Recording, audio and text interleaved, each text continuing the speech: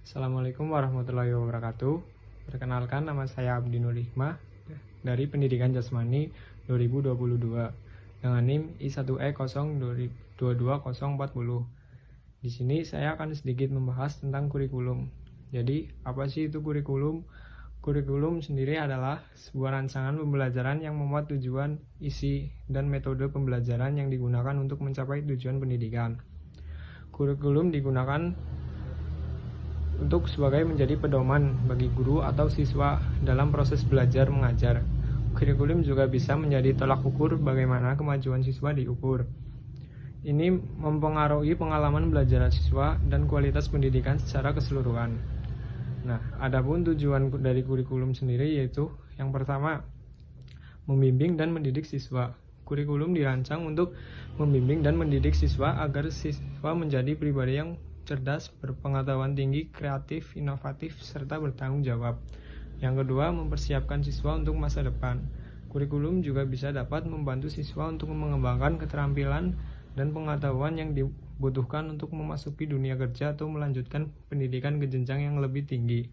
Nah, yang ketiga, mewujudkan tujuan pendidikan nasional.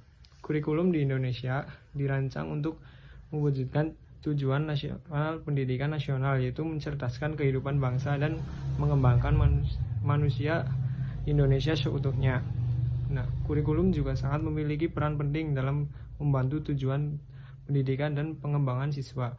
Kurikulum yang dirancang dengan baik dan terstruktur, pendidikan dapat lebih efektif dalam mencapai tujuan pengembangan siswa sesuai dengan kebutuhan masa kini dan masa depan. Adapun kurikulum nasional yaitu kurikulum yang ditetapkan oleh pemerintah Indonesia. Kurikulum bisa dapat berganti kapan saja setiap orde pemerintahan baru atau setiap masa yang akan datang. Kurikulum ini memiliki tujuan pendidikan nasional serta kesesuaian dengan kekhasan kondisi dan potensi daerah, satuan pendidik, dan peserta didik. Nah, ada juga kurikulum di tingkat sekolah. Dapat berbeda dengan kurikulum nasional, sekolah dapat mengembangkan kurikulumnya sendiri yang sesuai dengan kebutuhan dan karakteristik siswanya.